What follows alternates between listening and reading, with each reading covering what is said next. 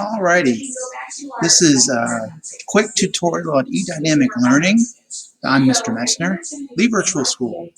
The first screen that you should see when you click on from the dashboard, eDynamicLearning right here, is this website, leecountyvirtual.agilixbuzz.com. Come over here and click on login. This is after you've already logged in your computer. It will ask you how you want to do this if you have different roles. In this case, I do have two different roles. I'm going to go in as a teacher. And as a teacher, it'll say Teacher App on the top left up here. There are courses, and then there's your dashboard. Your dashboard will give you some idea about some tasks that need to be done or what has been done by your students, including summaries, student summaries, and active courses. If we go back to courses, we see tiles that are here. Now, if you have courses assigned to you already, the tile should show automatically for you. On each one of these tiles, you do have different settings like activities, gradebook, reports, people, and you can edit. Along with that, you have more, which you can edit the course nickname. You could hide a course, or you can create a copy of it if you need to. So if anything needs grading, you'll see numbers here, and any announcements will be here. You can choose how to list these as well. By tile or by list. So if I click on this course, it shows me this is middle school digital art and design. It shows if I want to add some landing page content for the student. Activities are here, teacher resources, and then all of the units are included, including the final exam. So for these, you have these carrots right here that you can click on to expand, to find out all the different things you can get into. Pacing guide is here for you. So you can list anything here that you need to. This one is for the 8-unit course. So if I do that, I can click on this pacing guide and it shows me where I should be and the students as well. All right. So if I come back here, I can go back. And let's go to Unit 1. Since I'm a teacher, it's going to show me the Unit 1 suggested answers. So the content is listed here for critical thinking, discussion activity, and recent changes.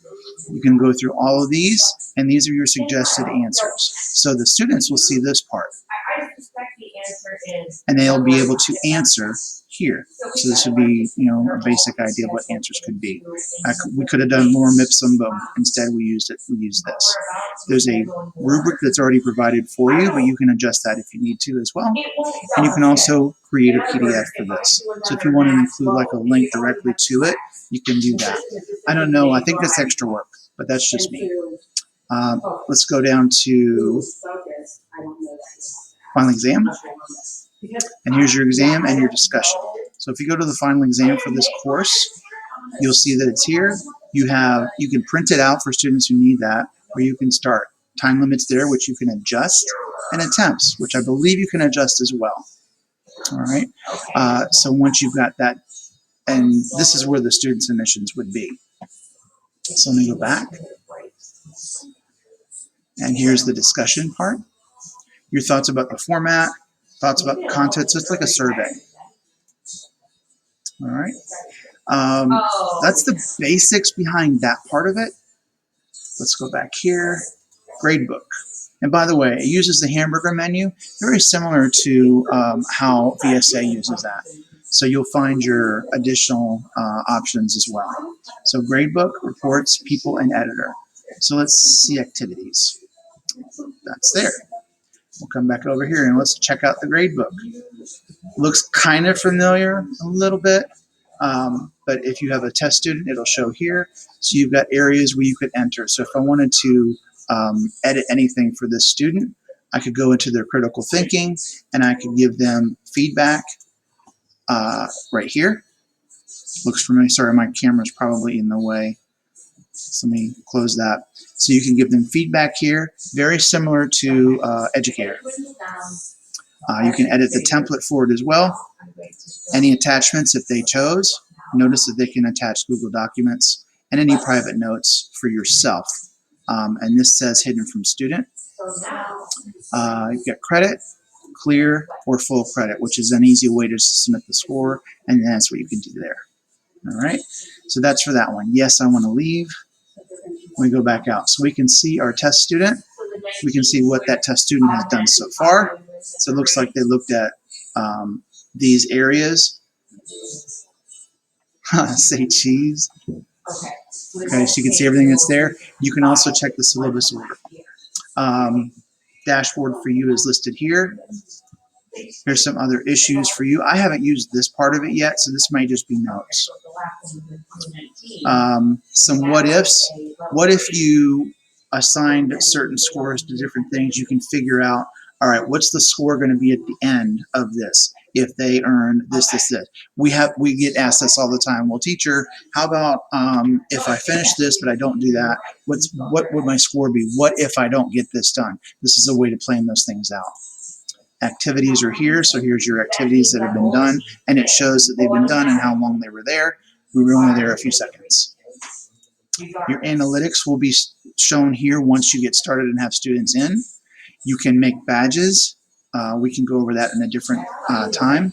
You can stream your lessons as well, and then there's a to-do list that you can adjust. And let me go back to reports. So we have activity summaries and period category summaries as well.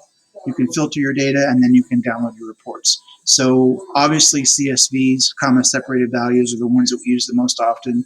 There's also tab delimiter, so tab separated value, TSV. So any of that stuff that you would like to do, and there's by student as well. And let's go into people. And I have a test student at the moment, and it can show you what they've done so far. This test student is obviously pretty lazy, but it says 1 of 134 actions that can be done in this course. And then the editor itself. So if I want to go in and edit any of this, I can. You can add an activity. You can hide it from students. You can edit it yourself. And then you have more. So you can preview what it looks like when you're done. You can duplicate one if you think they need more assistance with it. You can also delete it, but I wouldn't do that. I would just hide it from the student if I were you. You have different areas for projects. You can change weights. I wouldn't do that. Just use the 0 to 100 weights. Usually would be the easiest. You can schedule things as well. So if you know that you want them to be on something in particular, you can schedule it. And then you can work on group settings. I have not used this part yet either. It does say it's visible in table of content, but I just haven't used this just yet. So there we go. And you also have help down here for any of this stuff. If you want to go back home, you've got here needs grading, notes that you can add, any communications, calendar, people, and clipboard, which would be your notes. So home is where we go back to, and Viola. Up here, you've got manage the course. Sorry, courses. Go to your clipboard if you have certain feedback that is standard. Announcements is where you can add announcements to your pages. So if you want to add that, you can. And yeah, that looks like it's about it. If you have any more suggestions or questions or comments about these things, please let us know. But that's a quick overview of eDynamic Learning. Thanks.